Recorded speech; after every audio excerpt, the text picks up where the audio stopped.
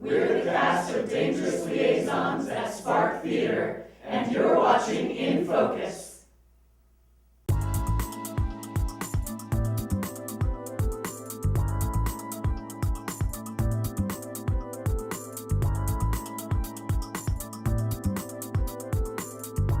Welcome to In Focus with Eden Lane. Local theater makes its return to Broadway in Denver. We make our first visit to Spark Theater. We stop in during tech rehearsals for their first production, Dangerous Liaisons. Here's a scene from rehearsal. Do you know why I summoned you here this evening? Well, I hoped it might be for the pleasure of my company. I need you. To carry out a heroic enterprise. Something for your memoirs. I don't know when I shall ever find the time to write my memoirs. Then I shall write them. I wonder if I'm beginning to guess what it is you're intending to propose. Gercourt is with his regiment in Corsica until October. That should give you plenty of time. You mean to... She's a rosebud. You think so? And he'd get back from honeymoon to find himself the laughingstock of Paris. Well... Yes. Love and Revenge. Two of your favorites.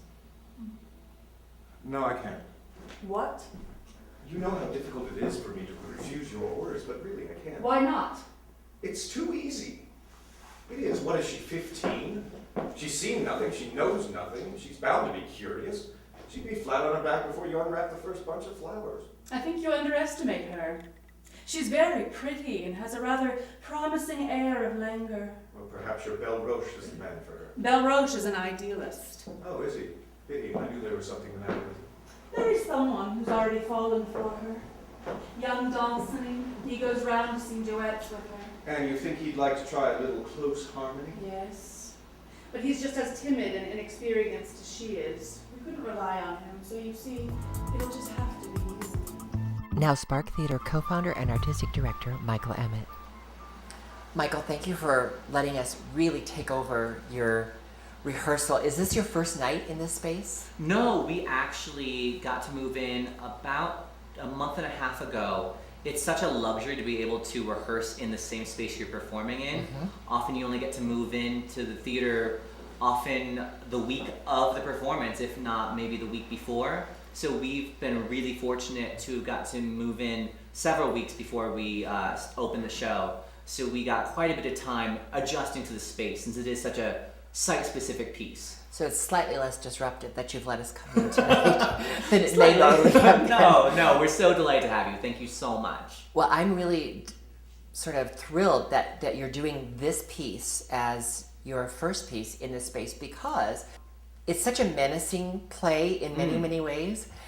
And to be able to be so intimate with your players reminds me of a piece I was able to see in New York called Tamara. It was based on Tamar de Lempicka, and you follow the characters from room to room.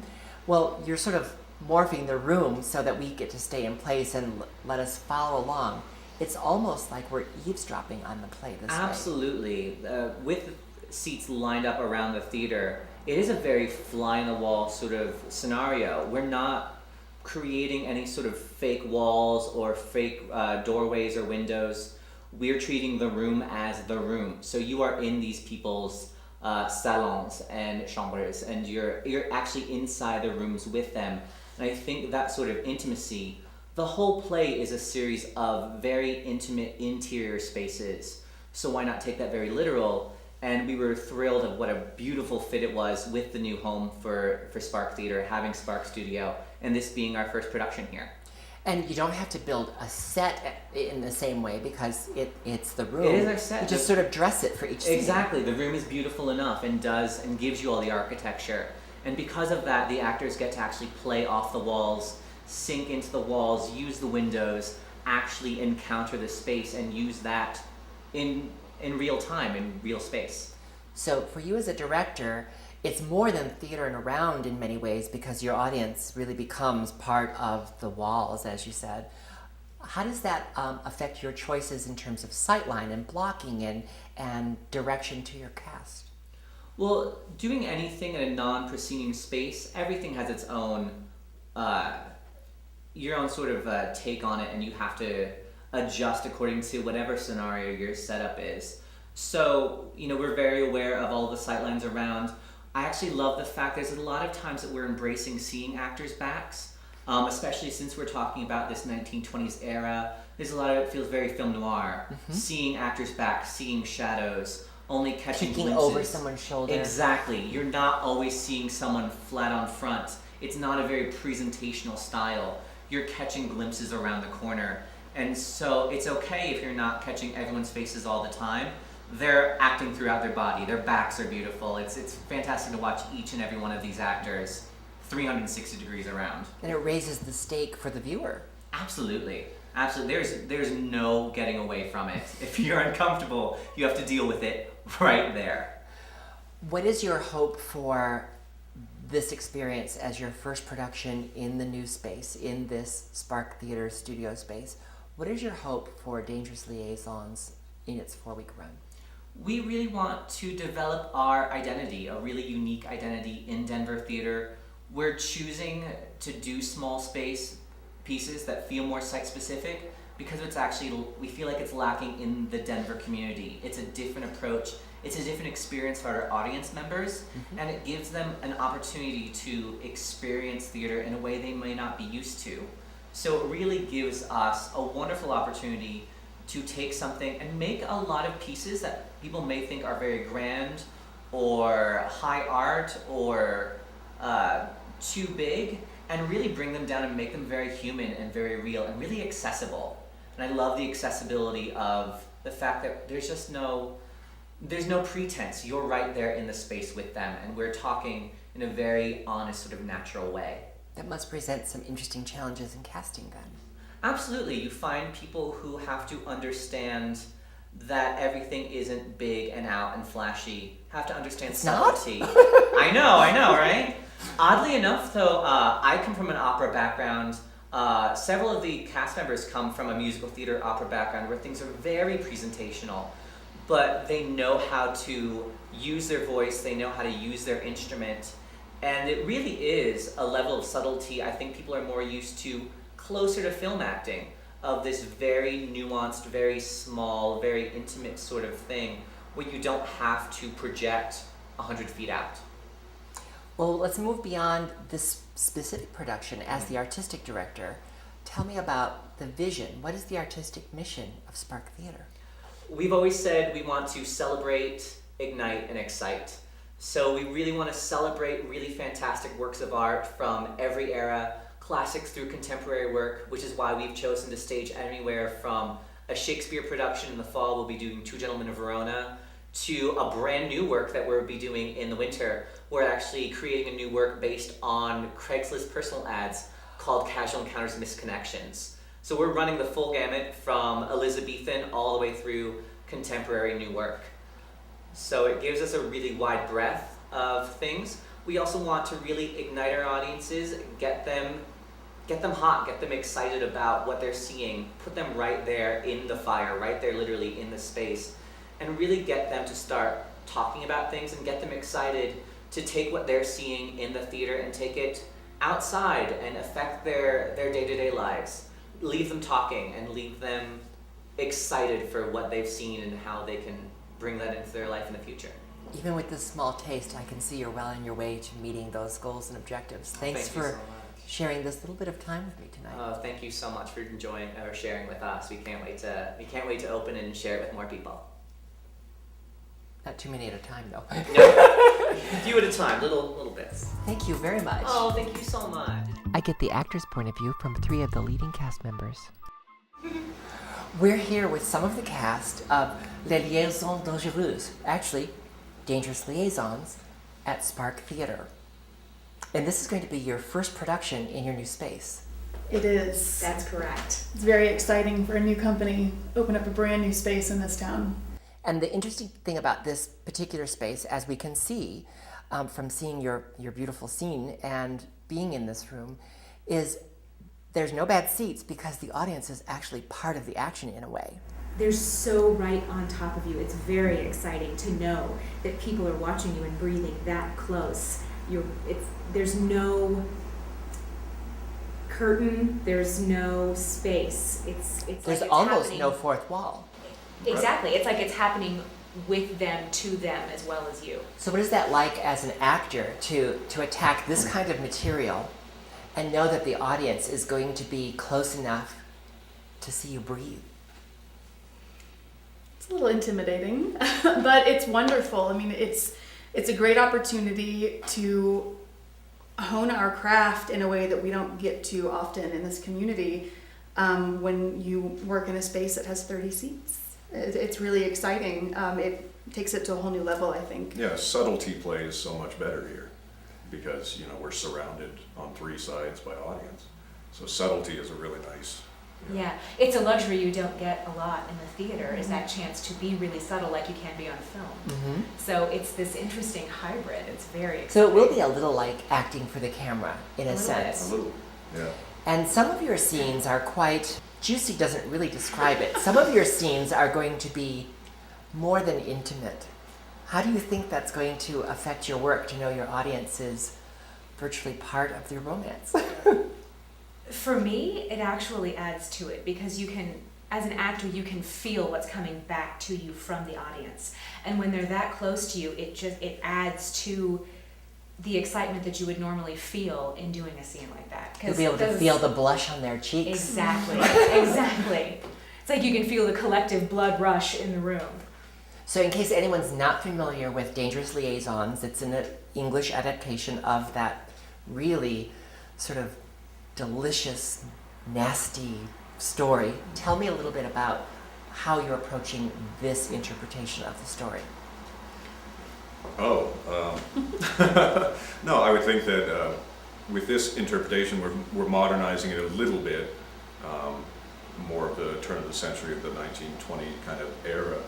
But Does it that was still, change it was still your a approach? decadent. No, I don't think so. I think it heightens it. It was still a decadent time, you know, especially for aristocracy. You know that, you know, they didn't do much, but they certainly gossiped and did all those things.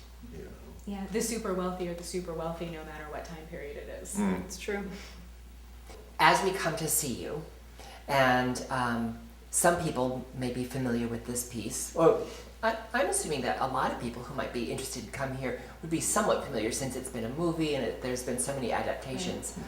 What is it that you think is unique about your interpretation of your character? It's interesting. Michael Emmett, our director, I think is taking a younger, more fresh approach with the script and his casting choices. So you take the movie Cruel Intentions, which was one of the latest adaptations, and set it for a more teenage friendly audience. We're bumping it up a little bit, but we're taking it down from, you know, the Glenn Close, John Malkovich, Michelle Pfeiffer era. It's more relatable, I think, for the people in our community. I don't know. What do you think? I agree. I mean, for myself personally, I feel that Madame de Tourvel is very often played as a sort of limp flower who gets run over a lot.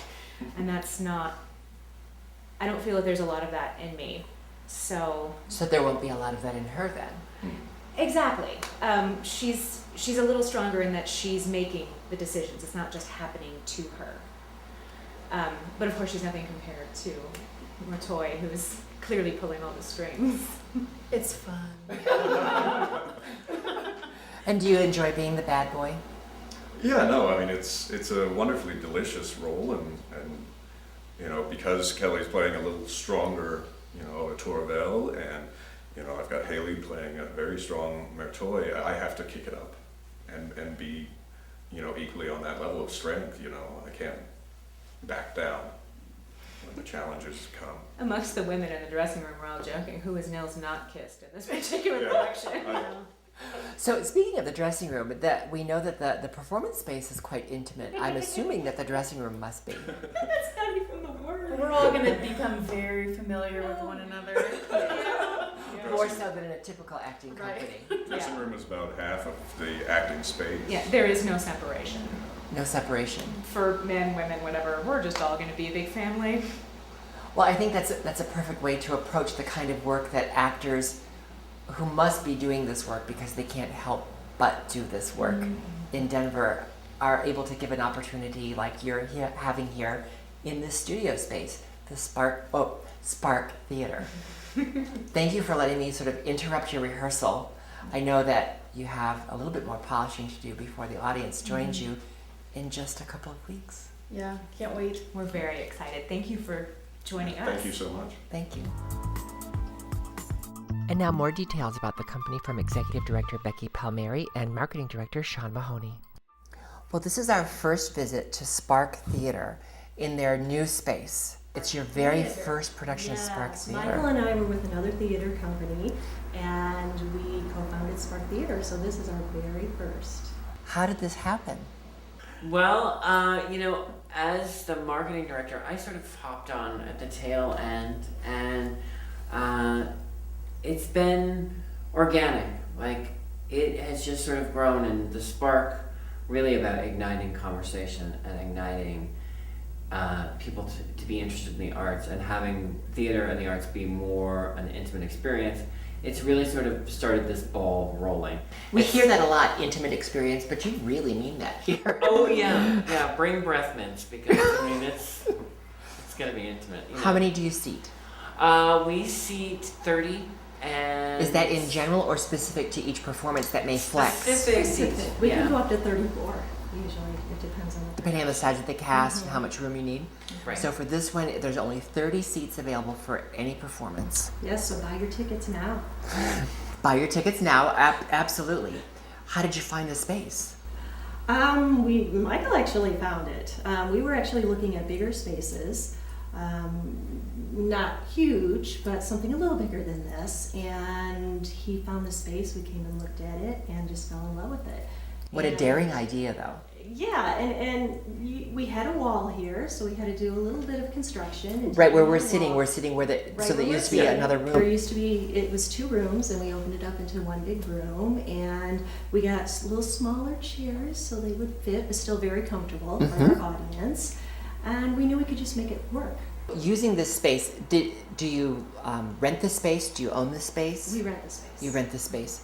So it must make it more fiscally viable to be able to maintain the space. Was that part of the decision-making process? Absolutely. One of the things that we encountered over and over again was being kind of a company without a home.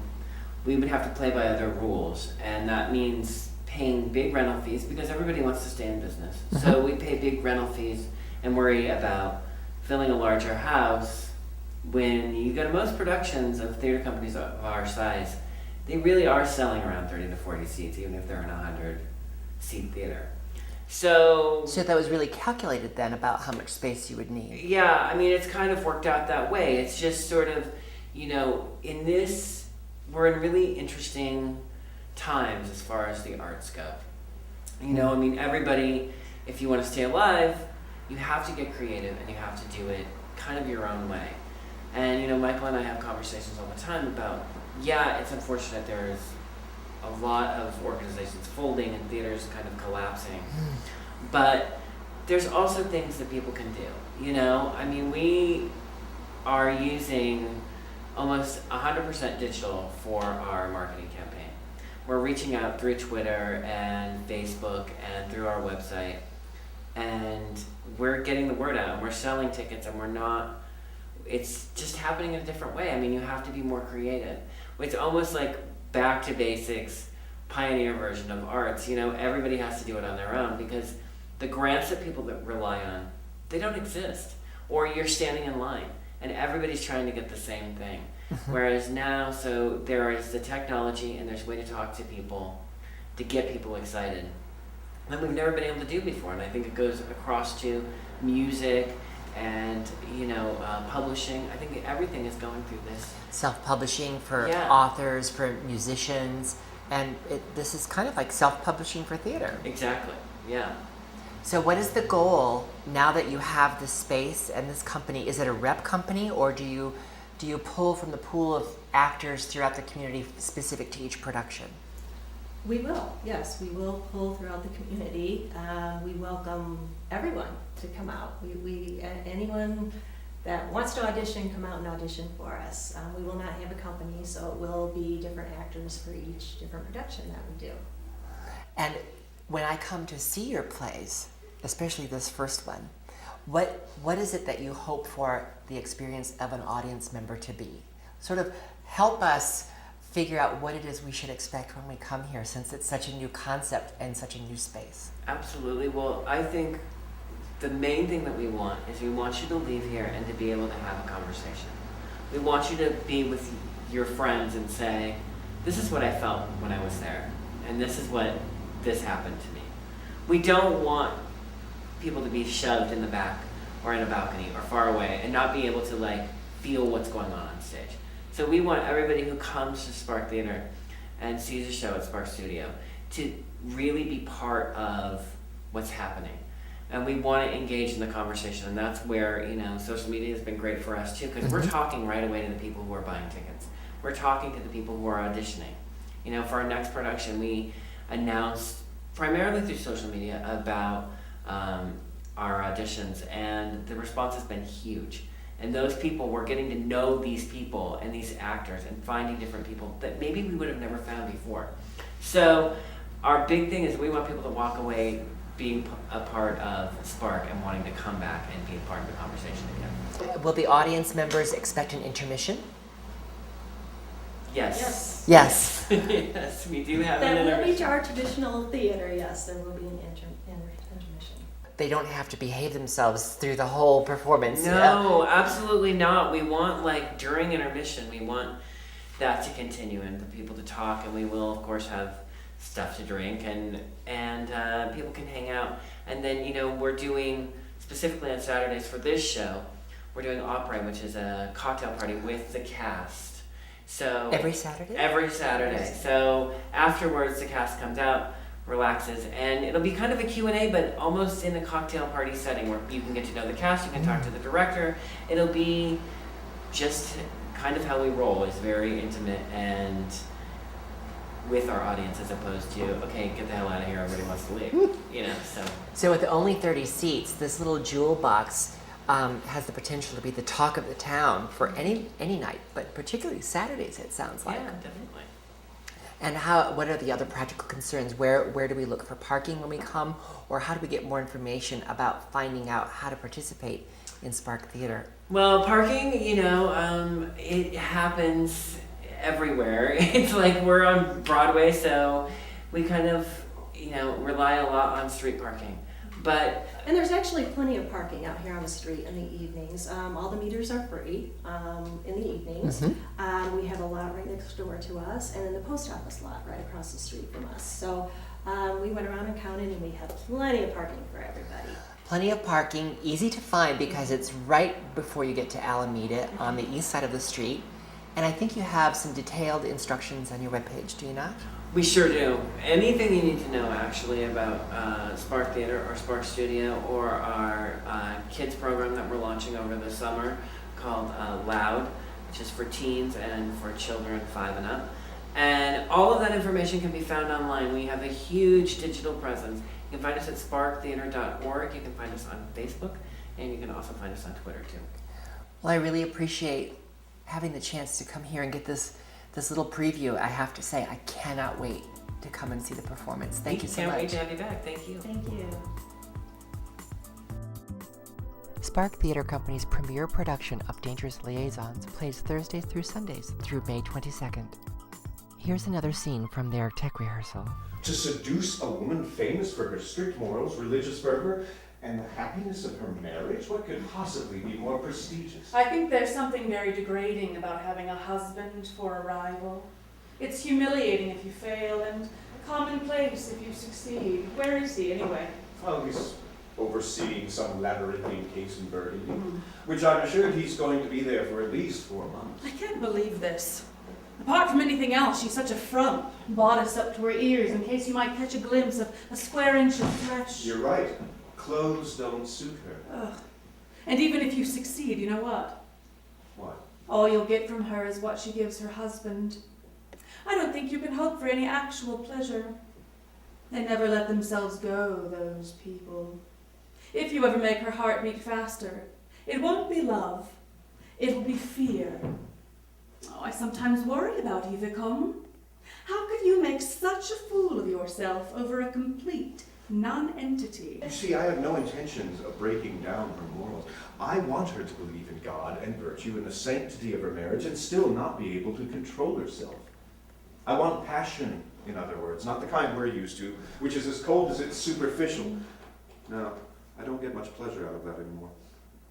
I want the excitement of watching her betray everything that's most important to her. Surely you must understand that. I thought betrayal was your favorite word. No.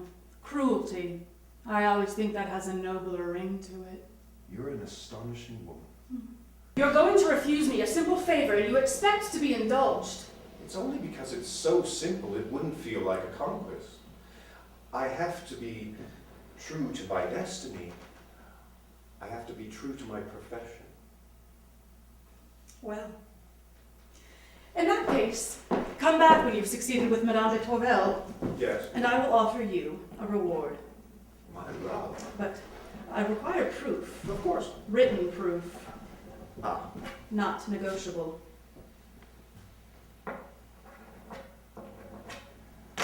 and don't worry, I'm sure you'll find someone to help you out with the little Blanche.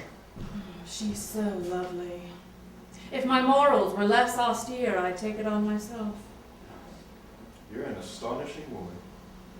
I'm only sad that you don't have confidence enough in me to give me my reward in advance. Good night, Vicomte.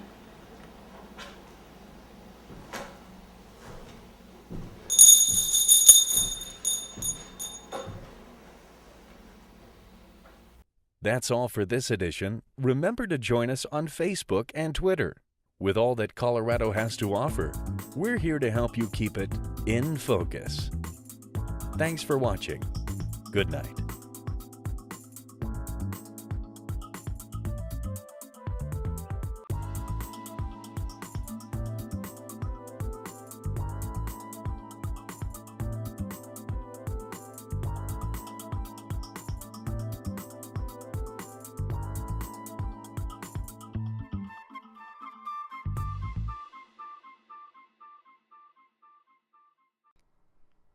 Snugglebug.